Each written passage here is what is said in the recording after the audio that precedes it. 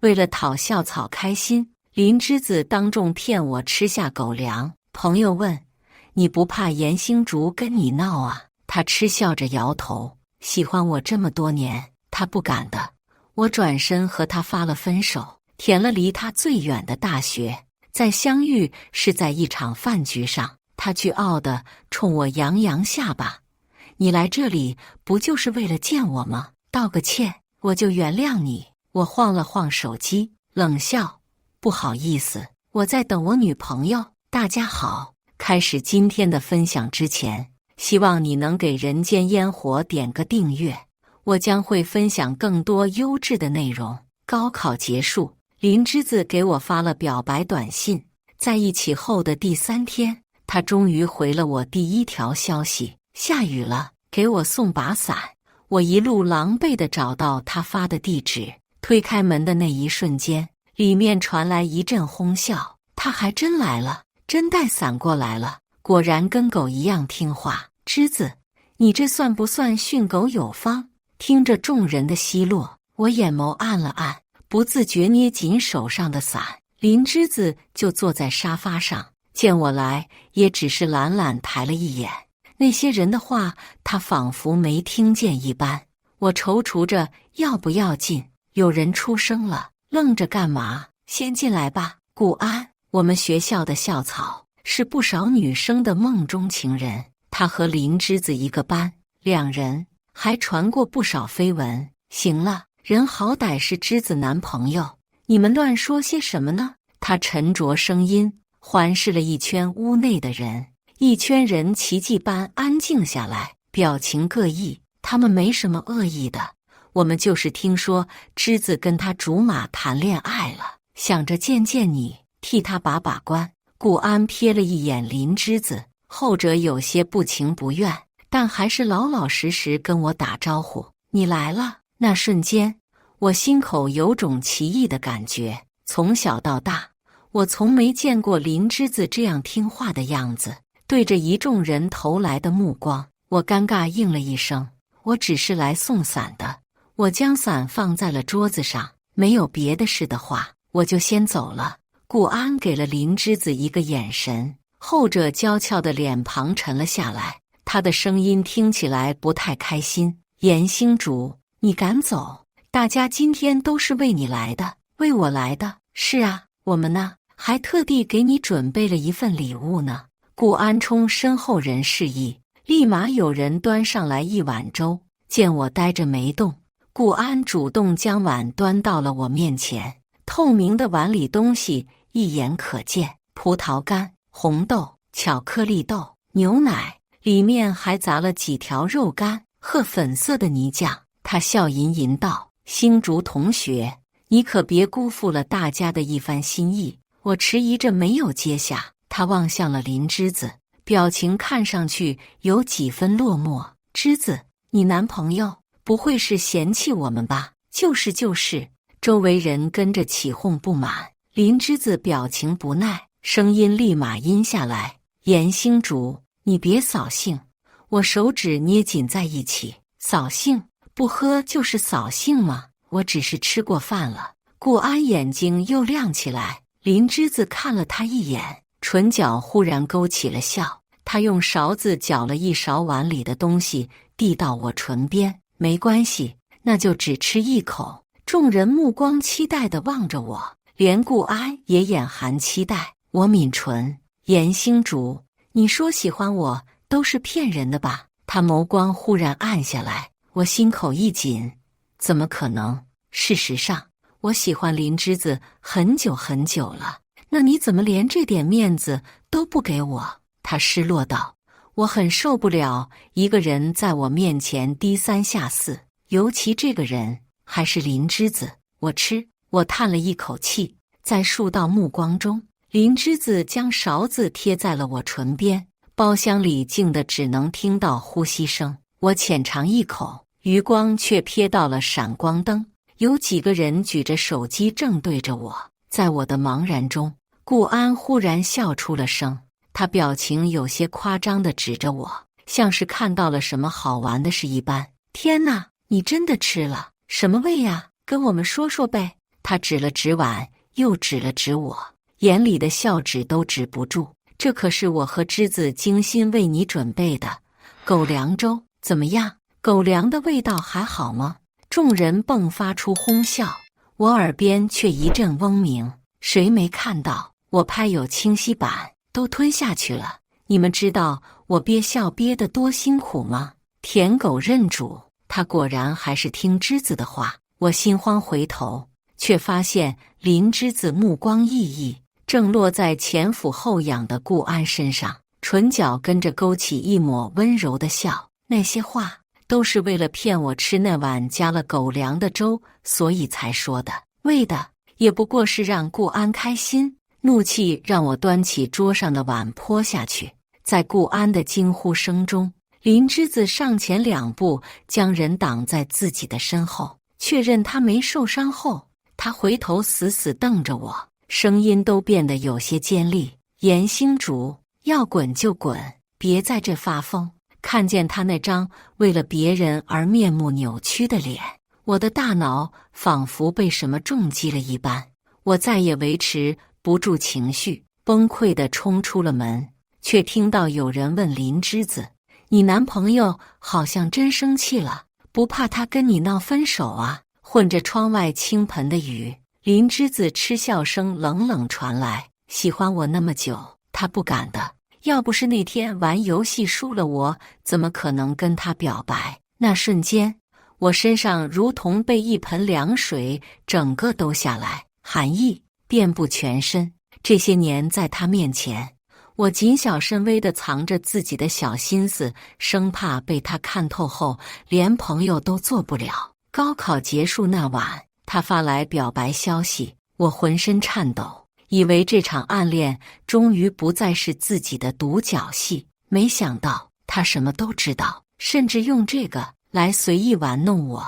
因为在他的眼里，我只是他的舔狗。手里的伞被我捏到变形，是我不好吗？不是，是那个笑起来就让人怦然心动的林栀子，在我没发觉的时候已经烂掉了，连着我的喜欢也变成了自作多情。好恶心啊！手中精心准备的雨伞里还夹着彩色的卡片，本来要送给他的，但不重要了。离开时，我随手扔进门口的垃圾桶，雨声浩大，用力砸进地上，又似碎迸溅，湿润的风吹在脸上，让人清醒，连着心口的钝痛都被压下去不少。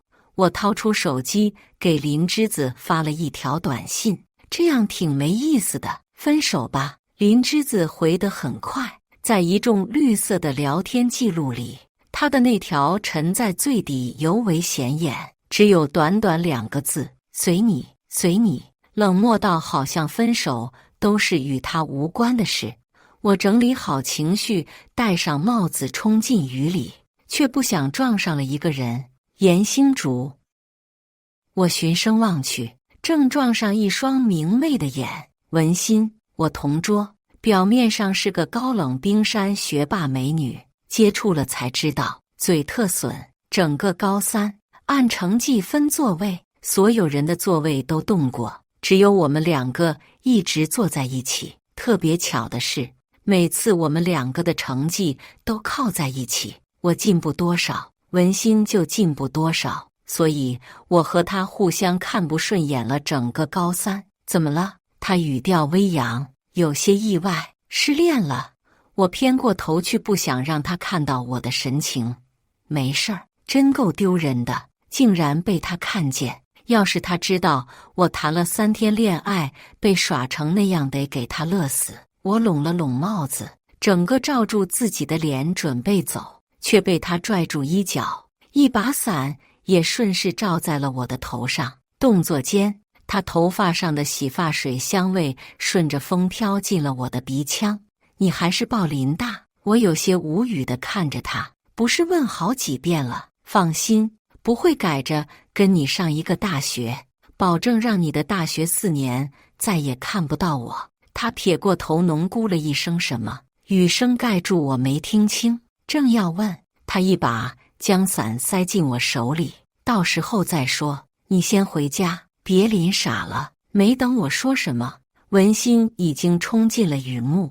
那时我不知道的是，只要我抬头就会发现3楼窗户后，林之子正静静看着这些。在我背过身的刹那，他忽然抓起桌上的空碗，狠狠砸了下去。我对林之子的喜欢开始于剩下那辆摇晃的公交。我们2家出去旅游，他在车上困得不行，脑袋一点一点的，最后靠上了我的肩，却又在清醒之后笑着跟我道歉。那样明媚的笑容，我记了好多年。可这喜欢也结束在盛夏。这些年，我追逐着林之子的背影，保存着我们的每一张合照。可回头一看，才惊觉我们已经渐行渐远很久了。或许在高中没被分到一个班开始，就注定了我们会分道扬镳。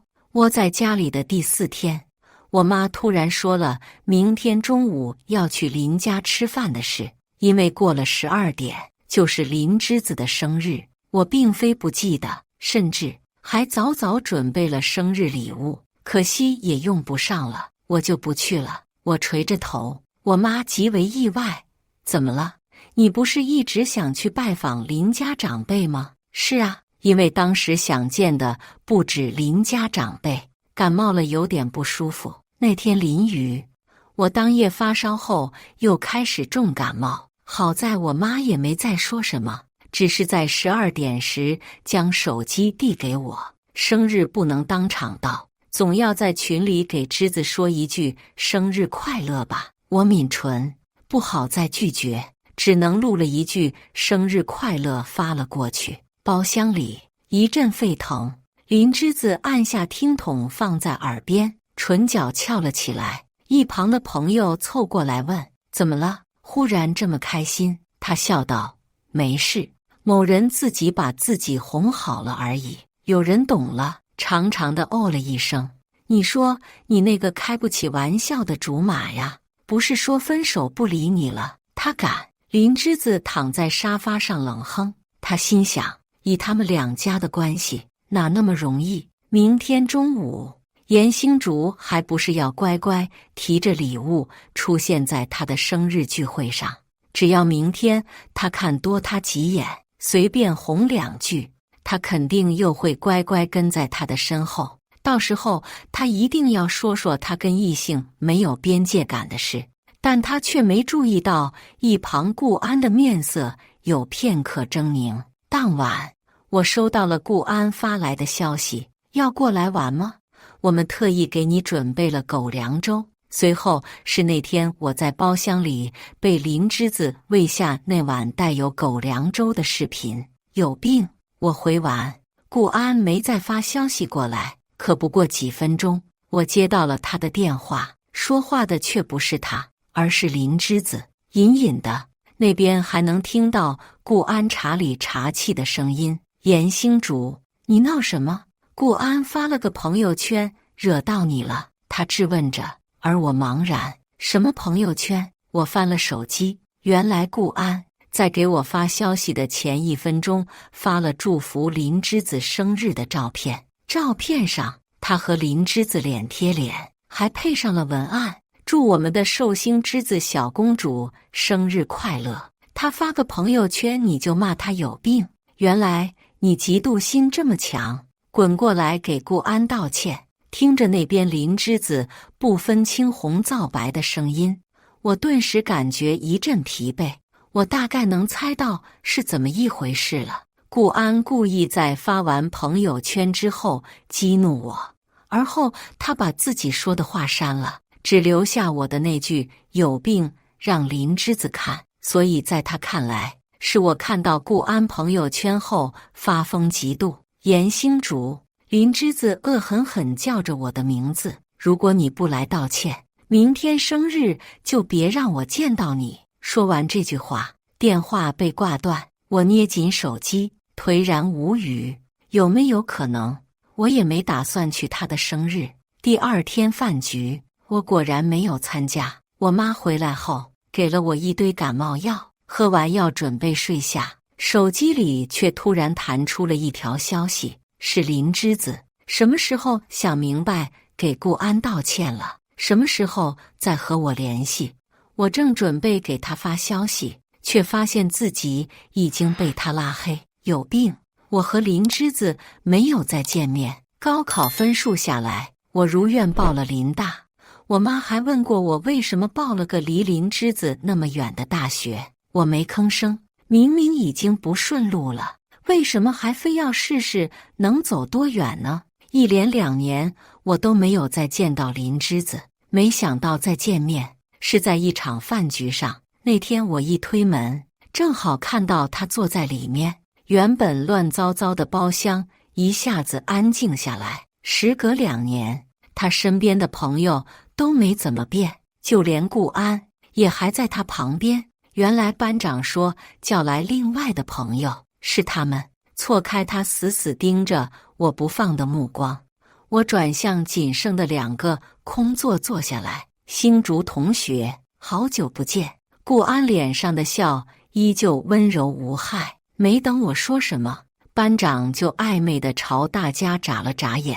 你们认识啊？他今天可是特地为某个人来的。听了这话，林芝子骤然捏紧杯子朝我望了过来，那眼里有什么情绪猛烈地翻涌着，但他没发现顾安的目光已经能彻底把我撕碎了。空着的座位还没来，我等得有点着急，索性先去了一趟厕所。没想到班长也跟着来了。星竹，你和林芝子也认识啊？我笑道，见过，但不太熟。他点头了然，对我晃了晃手机，屏幕亮起的名字让我心口一紧。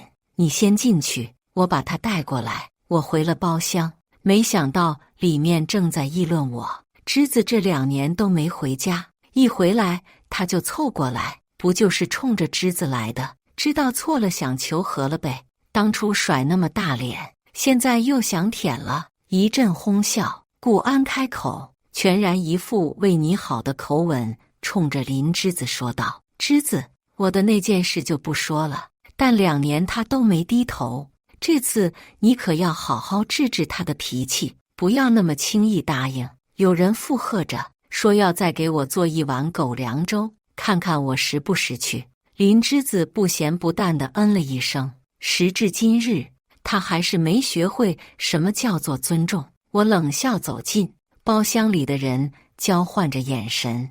长久的沉默中，林芝子先开口了：严星竹，我也不想为难你，当着大家的面道个歉。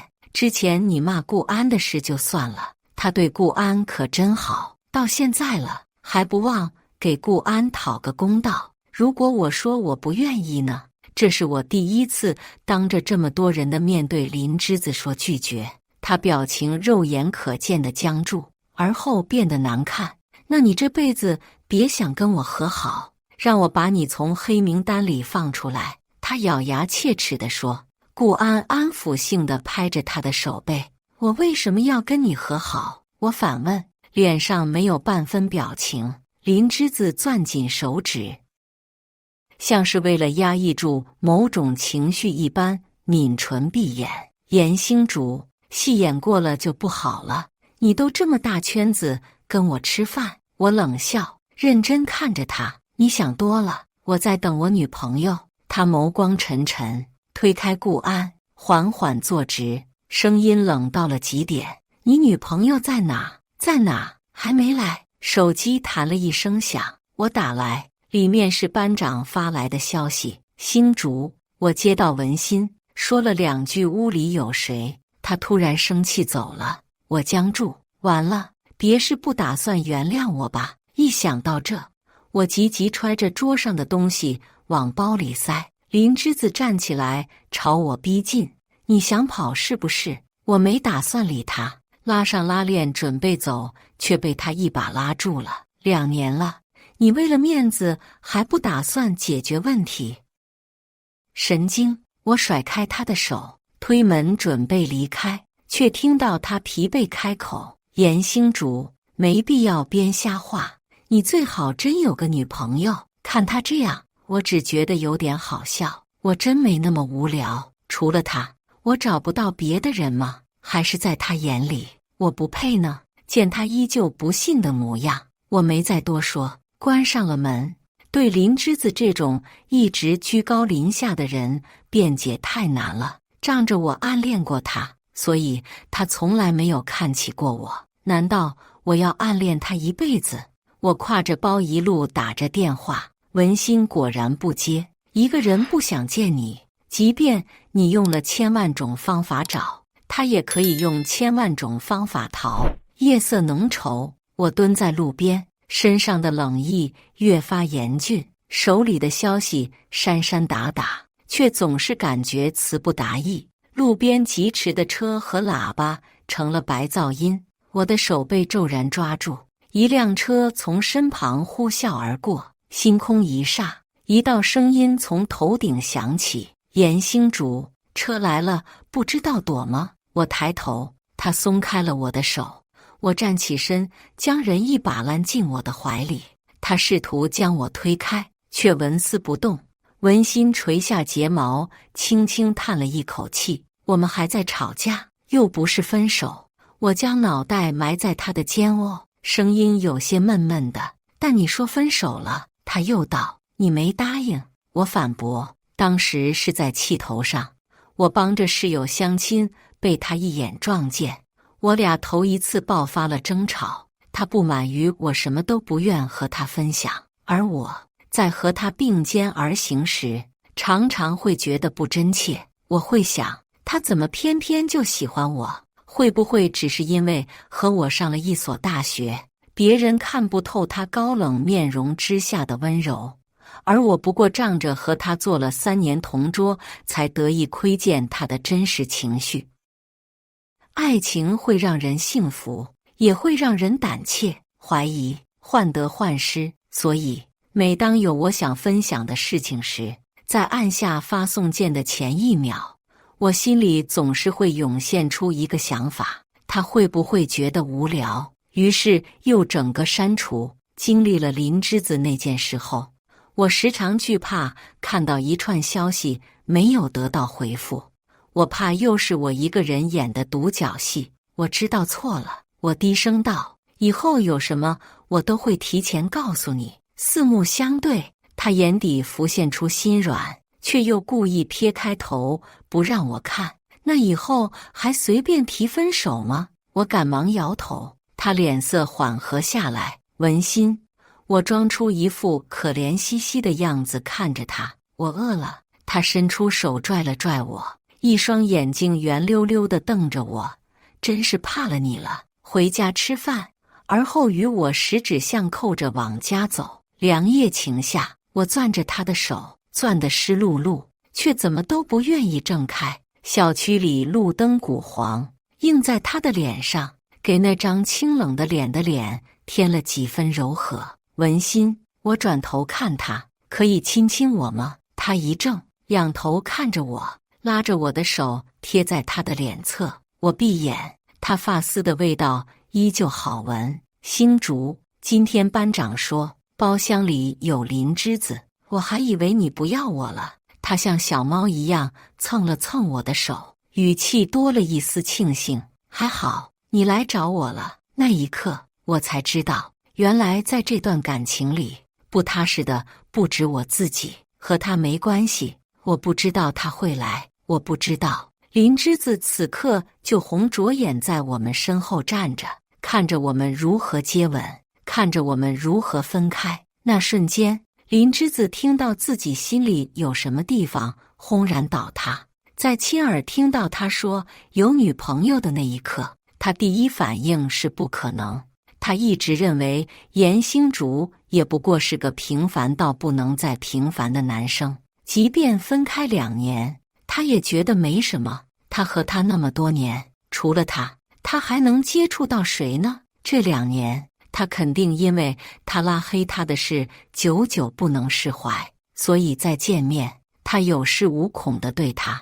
他想看着严星竹跟他低头，他想只要他肯为当时的事向顾安道歉，服个软，他就原谅他。可没想到，他不仅没有，还编出了他有女朋友这种鬼话。直到他迫切想证实心里的猜测，问了他那个班长后，他害怕了。他不仅和别人谈了恋爱，而且他还亲口说他们不熟。文心走了，我掏出手机上楼，这才发现班长给我打了一个电话。回过去才听他讲，我走后，包厢气氛凝滞。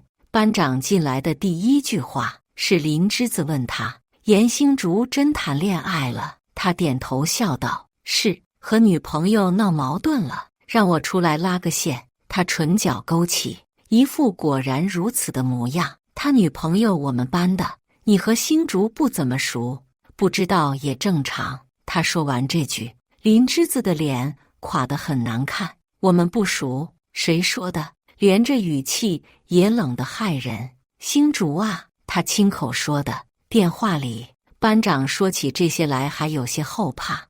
你不知道我说完这句以后，他的脸色有多恐怖。你跟他真不熟啊？别背着文心。我靠着墙，笑着打断。没有，我和他真不熟，不熟。楼道橘黄的灯光忽然被一片阴影覆盖。林之子出现在楼道里，眉眼间多了几分嘲讽。他似乎喝了酒，两颊有些酡红。我挂了电话，想越过他，林之子却深吸了一口气，堵在我面前。他闷声道：“严星竹，你喜欢的不是我吗？我们认识10多年，你暗恋我9年，只有不熟2个字。林之子，算术不好，可以去幼儿园。从2年前开始，我就不喜欢你了。”我面无表情看着他。还有，我从不觉得相熟的人会骗我吃狗粮。听我说这话，他笑出了声。搞半天，你还是在为一个玩笑生气。顾安他们说的没错，你果然玩不起。我声音没什么起伏地质问他：“林之子，你觉得是个玩笑，那你跟顾安怎么不吃？你觉得没什么，为什么不事先告诉我？”他唇动了动，想张口，却最终哑然。看他这样，我觉得没意思透了。以后就当陌生人吧，就当从来没见过。我一把推开他，接着上楼，却听到他在后面混着不甘浓咕了一声：“休想！”没想到我和林之子那么快就再见面了。他很久没回家，我妈请了他和林家长辈过来吃饭。屋内，林之子坐在单人沙发上，发现我玩着手机，丝毫没有想和他说话的意思。他忽然问：“你在跟你那个女朋友聊天？”我瞥了他一眼，反问：“跟你有关系吗？那你知道你那个女朋友有暗恋的人吗？”我手一顿，望着他，一字一句道：“林之子，在这里安安静静待到吃完饭不好吗？非要撕破脸，见我不信。”他把手机甩到我面前，沉着声音道：“你要因为这种人跟我撕破脸，我怕你受伤，让顾安去查。你那个女朋友心里一直有个暗恋对象，我看了聊天记录，那头像我认识，文心的发小。”他说：“文心很早就有暗恋的人了，很早，有多早？反正这个暗恋的人不能是我。严星竹，你真以为谁会喜欢你吗？”他收回手机，语气森然：“除了我，你觉得还会有人能看得上你吗？”说完，他关上门，从我的房间离开。林之子真的很有本事，他2句话就让我几近崩溃，就连吃饭都魂不守舍。一想到文心心里可能藏着另一个人，心脏像被车辙重重碾过，连着肺腑都被刺穿。那些和文心在一起的日子，原本就惶惶不安，在此刻，我好像终于看到了悬在我头顶的铡刀。可是文心是这种人吗？我不禁问自己。暗恋林之子的那几年，我承认我不敢表白，是因为不够勇敢。所以这一次，我想亲口去问。我订了包厢，约了文心，没想到推门就碰到了林之子和顾安。他憋着不少火望着我：“星竹，该说的我都已经说了，你没分手就算了，为什么还要约他出来吃饭？”就连顾安都说道：“星竹，我听文心发小说你俩约这里吃饭了，怕你恋爱脑，就叫来了芝子劝劝你，你别介意呀。我气笑了，他脸怎么这么大呢？擅自打听我的消息，带着林芝子进我订的包厢。你女朋友出轨了，不分手留着过年吗？林芝子拍着桌子，有没有出轨不是你和顾安说了算的，我会亲自问他。我掏出手机准备给文心打电话，可这个动作却惹火了林芝子，她一把抢过我的手机，狠狠摔了下去。手机四分五裂的那一刻，我终于维持不住我的好脾气，声音都冷了几分。你算个什么东西？凭什么管我？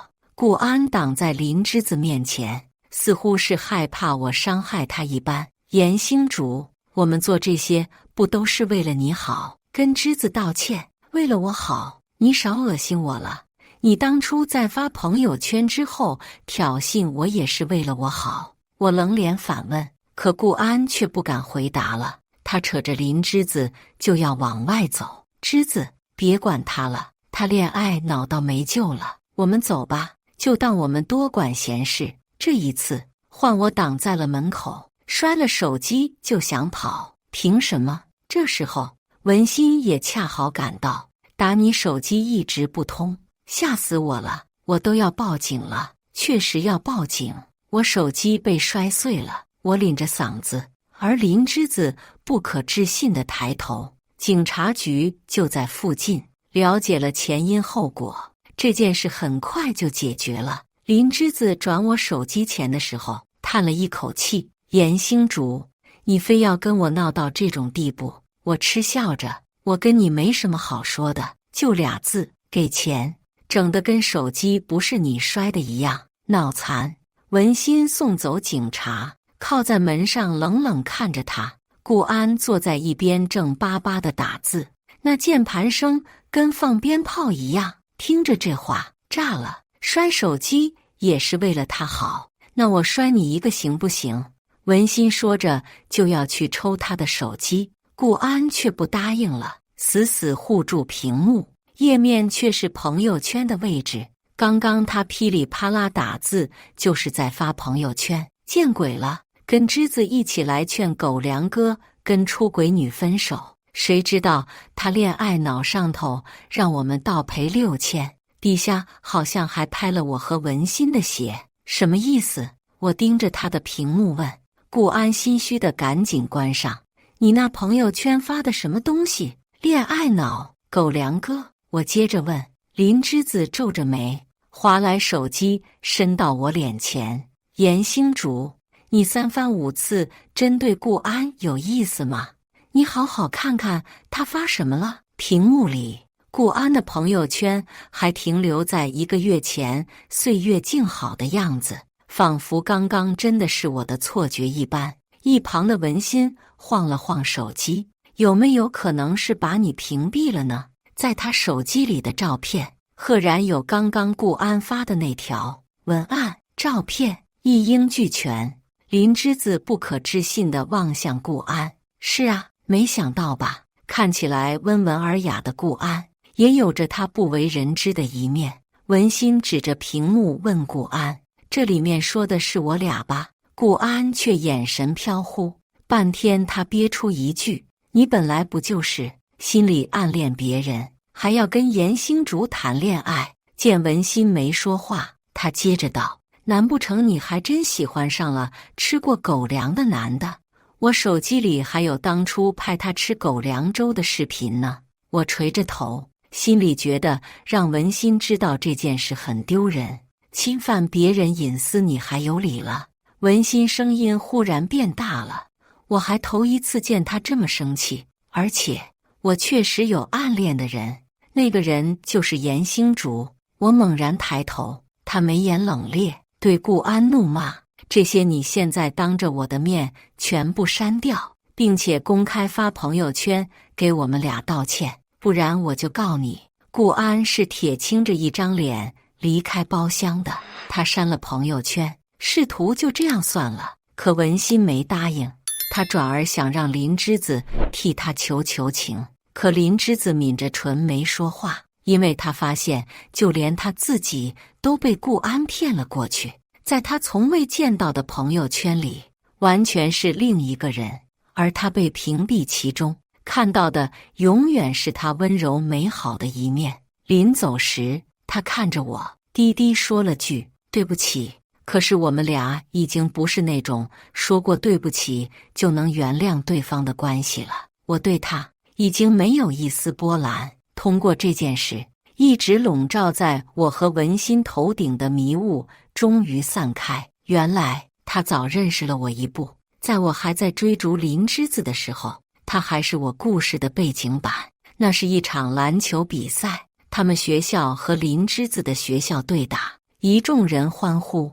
我在阳光下飘扬的发丝和挥洒的汗水，都构成了他心动的第一步。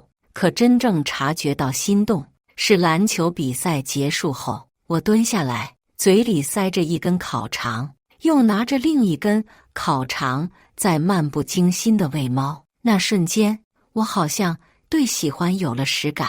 文心说，我喜欢你看猫的眼神和光洒在你脸庞上的样子。那一秒，不论对别人来说多平凡，但对喜欢上的人来说，就是惊天动地。一直到高三，他跟我做同桌1年，也不是巧合，而是他在控分。原来也有一个人在偷偷看着我。顾安发布道歉的朋友圈后，他和林之子撕破脸了，好像是在顾安没看到的朋友圈里发现了几张关于伞的照片。林之子是在当天晚上给我打的电话，因为我把他拉黑了，他还特地用了别人的电话号码。星竹，对不起，我不知道你那天晚上给我送的伞里面夹着那些东西。他有些语无伦次，我没想戏弄你的，还有误会你骂顾安那件事，我这才想起来，当时因为林之子表白后3天没理我，所以那次送伞，我在伞里放了满满当当的表白纸条。被他突然提起那时候的事，我心里一阵犯恶心。如果我早知道你那天来，还准备那些，我是不会。又开始他的忏悔录了，承认吧，林之子，即便知道了，你还是会那样对我，因为你从始到终都没有尊重过我。在你的眼里，我就要一直追着你，不是吗？所以你笃定了，你对我做什么，我都不会反抗。我说我有了女朋友后，你的第一反应也是我在撒谎。对于林之子，我做不到留脸面。我说完后，那头久久没有说话。挂电话前，我跟他说了最后一句话：林之子，别再打了，我嫌恶心。暑假过后，我和文心回了学校。听说林之子出国时，顾安在机场当着一堆人的面大闹，哭着让林之子原谅他，还挡了别人上飞机，最终被安保架了出去。他俩在短视频平台好好火了一把，连带着我当年的事也被圈了出来。许多人在我的社交平台下留言，这对狗男女竟然敢把自己的口粮给博主吃，幸好博主遇到了值得珍惜的人，心疼博主，无妄之灾，被骗着吃狗粮。大家别骂他俩了，他俩也是想跟人类交朋友才这么做的。